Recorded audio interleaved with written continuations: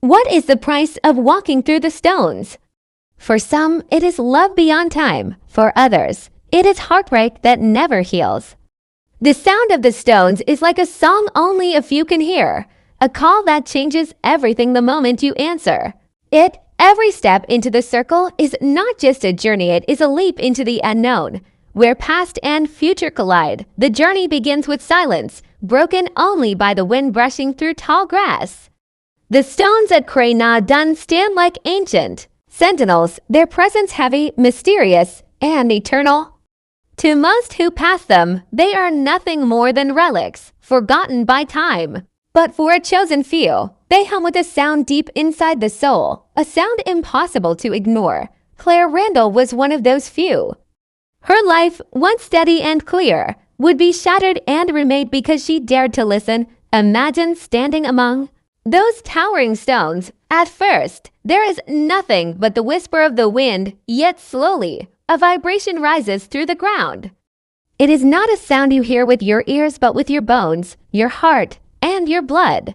It pulls you closer, drawing you toward the center, daring you to touch the cold surface of a stone older than memory itself.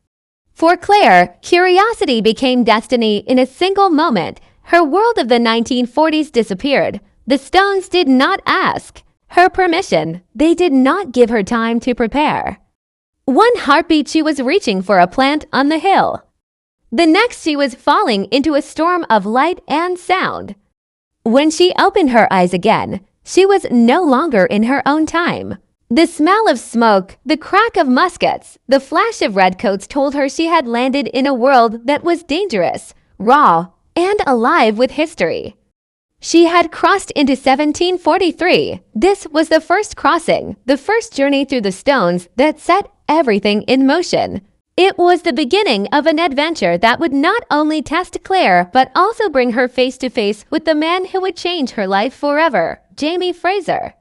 Without the stones, their paths would never have crossed. Without the stones, the story of Outlander would never exist. But stepping through is not just a gift, it is a curse. The power of the stones is not gentle. They tear you away from your home, from your family, from everything you know.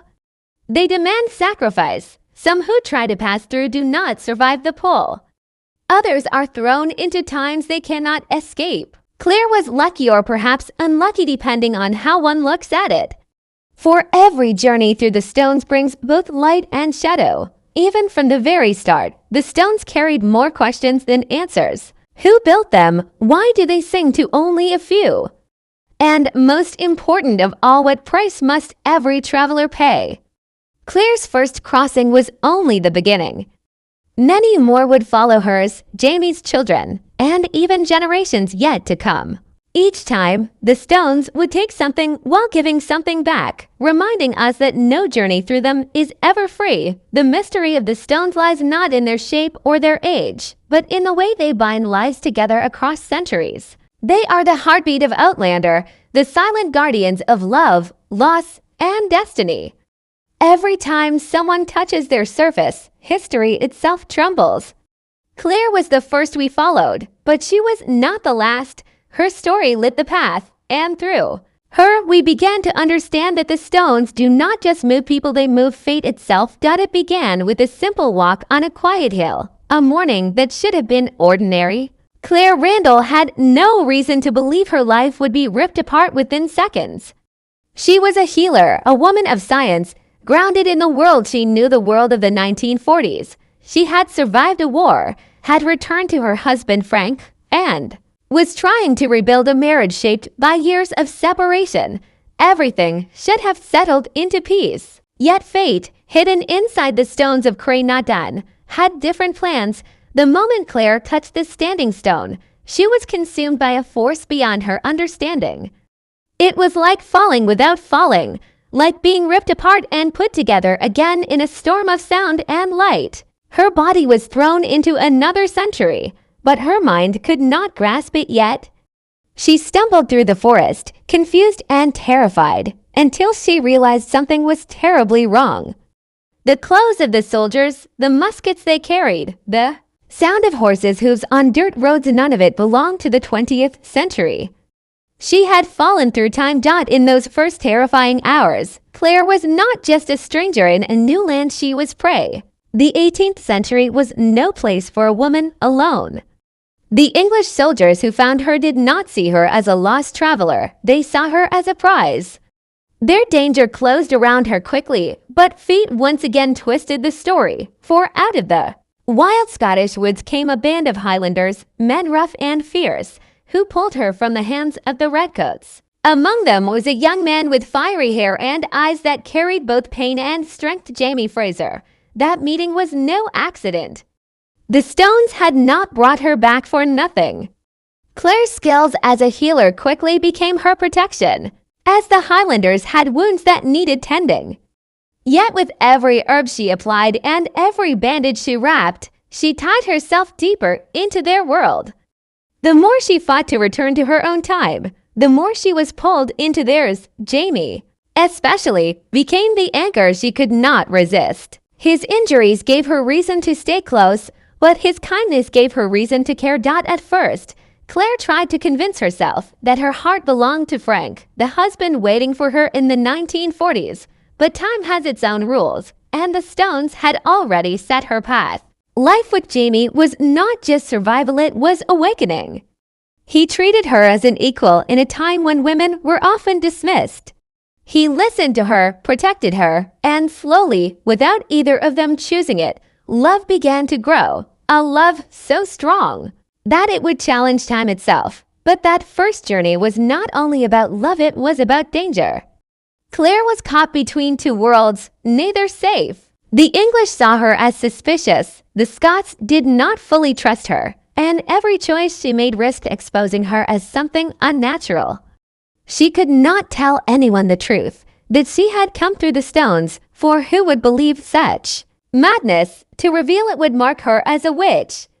To hide it meant carrying a secret heavy enough to crush her. Every moment in the 18th century was survival, but also transformation. Craigh was no longer just a healer from the 1940s. She was becoming something more, someone shaped by both knowledge and instinct. The stones had stripped her of comfort and control, but in return, they had given her the chance to live a life that was raw, dangerous, and breathtaking. Her first journey was the spark that lit the fire of Outlander. Without it, there would be no Jamie and Craigh, no story of love that spans centuries, no family whose fate is forever bound to the stones. That step through Craigh was not just the beginning of a story, it was the rewriting of destiny.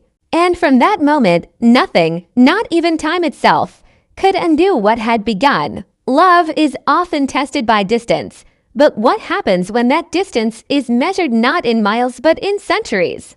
For Jamie Fraser and Craigh Randall, love was not just a feeling, it was a bond strong enough to fight war, betrayal, and the tearing apart of time itself. Their story was not only about finding each other, it was about losing each other again and again, and still choosing to fight their way back. That is their legacy. After the rising in Scotland turned against the Highlanders, the shadow of the Battle of Culloden loomed large. Jamie knew he would likely die on the battlefield, and Craigh pregnant with their child knew she would die with him if she stayed. It was then that the stones became more than mystery, they became salvation. In one of the most heartbreaking choices of her life, Craigh returned through the stones to the 20th century, leaving Jamie behind.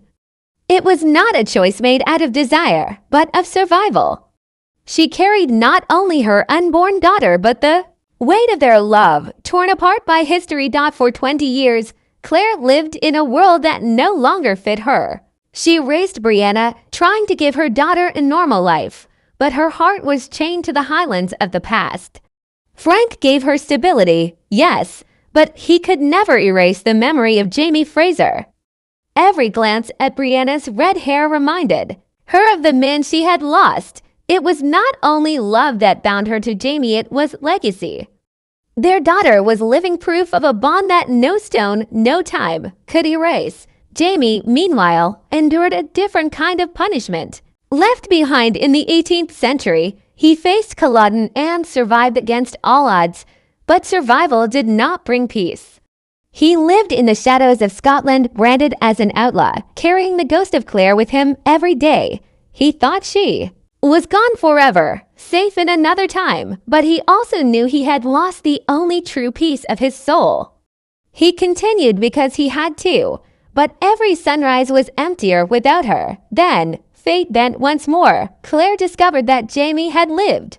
With that discovery came a question that could break or heal her heart. Should she go back again?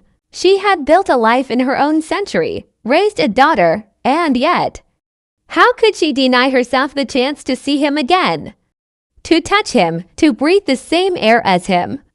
The pull of the stones was not just a mystery anymore, it was a promise. And Claire chose to honor it. She returned, stepping once again through the veil of time and into Jamie's arms.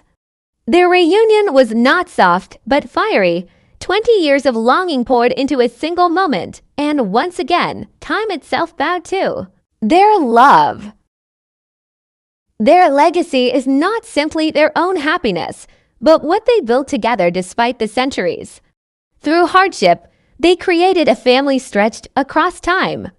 Brianna, born in the 20th century, would one day choose to follow her mother. Through the stones, she would find her father, meet him not as a memory but as flesh and blood.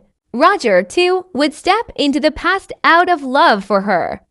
And so the legacy of Jamie and Claire did not end with them. It echoed forward, shaping the next generation, binding children and grandchildren to a destiny they could not escape. The stones never offered an easy path. They demanded sacrifice at every turn. Yet Jamie and Claire's love endured, transforming separation into strength, pain into purpose. Their story is proof that love does not belong to one lifetime. It moves through time, leaves traces in history, and built a legacy that even the stones cannot silence. For Jamie and Claire, the question was never whether love could survive across centuries, it was whether they could survive long enough to live it. And time after time, against all odds, the answer was yes. Every child grows up hearing stories. But for Brianna Fraser, the stories her mother told were not bedtime tales, they were confessions of impossible truth. Imagine learning that your father was not the man who raised you, but a warrior who lived 200 years in the past. Imagine being told that you exist because your mother once fell through time, loved a Highlander, and wore his child before returning to her own century. For Brianna, the weight of that knowledge was more than history, it was identity. She was a child of 2 centuries, belonging to both and neither. Brianna could have ignored the pull of the past. She could have lived her life safely in the 20th century, carrying her mother's secrets like locked treasure. But the truth has a way of demanding to be faced. When danger threatened the people she loved most, Brianna made a decision that would shape her forever. She would follow the path her mother had taken, step through the stones, and find Jamie Fraser, the father she had never met. Her crossing was not a romantic adventure. It was a leap into uncertainty, driven by desperation and courage. The moment she touched the stone, she was torn away from everything she knew: electricity, safety, modern freedom, and thrust into a century where a woman could easily vanish without protection. Unlike her mother, Brianna did not come armed with medical skills or years of experience. She came armed only with determination, the fire of her Fraser blood, and the hope that love for a father she had never seen would be enough to guide her. But Brianna was not alone in this journey. Roger Wakefield, the historian who loved her with every part of his soul, could not let her face the past alone. He too crossed the stones, though he feared them, though he knew the dangers waiting on the other side. His journey was different. From Brianna's, it was not to find family, but to protect the woman he loved. And in that choice, Roger proved himself as much a Fraser as the blood heirs of Jamie and Claire. For love, too, is a legacy. Together, Brianna and Roger faced trials that tested them in ways no modern life could have prepared them for. Their love was pulled apart by lies, by separation, by violence, and yet, like Brianna's parents before them, they found strength in their bond. Each moment of suffering became a lesson in survival. Each reunion reminded them that they were building not just a life for themselves, but a bridge between centuries. Brianna's greatest challenge was not only survival, it was forgiveness. She had to face betrayal, cruelty, and the raw truth of what it meant to live in a century where power often belonged to those with the sharpest blade. Yet through it all, she carried her mother's courage and her father's fire. She grew into herself in the past, not as a shadow of Claire or Jamie, but as Brianna Fraser Mackenzie, a woman who could fight, endure, and still love. Roger's test was different. The stones had taken him away from everything familiar. A man of books and history, he had to learn how to be a man of action. He was no warrior like Jamie, but he became a protector in his own way. His strength was not in the sword, but in loyalty, resilience, and the steady love that refused to break. Roger's choice to stay in the past for Brianna proved that sometimes legacy is not carried in blood, but in devotion. Their crossroads was more than personal. By choosing the stones, Brianna and Roger bound themselves to the Fraser legacy. They ensured that Jamie and Claire's love would not only survive through them, but multiply in their children. Their decision to stay in the past was not simply about family, it was about belonging. They understood that the stones were not just portals, but threads weaving their destinies together. The stones had stolen much from the Frasers' time, peace, safety. But through Brianna and Roger, they also gave something priceless, continuity. Their children would carry not just the blood of Jamie and Claire, but the courage of 2 generations who had chosen love over fear. And so, the story of the Frasers became not only a tale of lovers torn across centuries, but of a family determined to write their future, no matter what century they called home. In every story of time travel, there is one question that lingers. What is carried through the centuries, and what is lost? For the Frasers, the answer was always blood. Love could bend time, devotion could survive distance, but blood was the unbreakable thread that tied them all together. It is no accident that one of the most powerful themes in Outlander is whispered in the words, "Blood of my blood, bone of my bone." These are not just vows of marriage, they are the truth of family, a truth the stones could never erase. Jamie Fraser's legacy did not live only in his name. It lived in the children who bore his spirit, though fate scattered them across centuries. With Claire, he had Brianna, a child raised in the 20th century, but carrying the fire of the Highlands in her veins. With Geneva Dunsany, he fathered William Ransom, a boy who would grow up believing another man was his father, yet who carried the Fraser blood all the same. 2 children, born into 2 different times, both shaped by a man who never intended to be more than a soldier, a husband, and a father. But Jamie's bloodline was not simple, it was tangled in secrets and sacrifice. William could not know the truth, for to reveal it would have endangered them all. Jamie chose distance over honesty, pain over joy, because sometimes loving a child means protecting them from knowledge that would destroy their world. This silence was his sacrifice. He could never claim William as his own, never hear him say the word father, but the bond remained, unspoken yet unbroken. Brianna, on the other hand, was born of love, proof that even centuries apart, destiny could not break Jamie and Claire. Her journey through the stones was not just about finding her parents. It was about claiming her place in a family that time itself had tried to scatter. She was Jamie's blood of his blood, though she had been raised without him, and when father and daughter finally met, centuries melted away. Blood had triumphed over time. This theme, bloodline, sacrifice, and connection, is the very heart of Blood of My Blood, the upcoming chapter in the Outlander universe. It is not simply a prequel. It is a reflection of everything Jamie and Claire's story has stood for. Parents shaping children, children carrying forward the hopes and burdens of those before them. It reminds us that love is not always gentle. It is often heavy, demanding choices that wound as much as they heal. The stones themselves seem to recognize this truth. Not everyone can hear their call. Not everyone can survive their crossing. Perhaps it is not chance, but blood that allows some to pass. a gift passed down through generations, binding certain families to the fate of the stones. The Frasers were not chosen by accident, they were chosen by blood. Each journey through time, whether by Craigh, Brianna, or Roger, is a continuation of that ancient inheritance. But every gift demands a cost. For the Frasers, the cost was separation, suffering, and sacrifice. Craigh lost 20 years with Jamie. Jamie lost William. Brianna lost her childhood with her true father.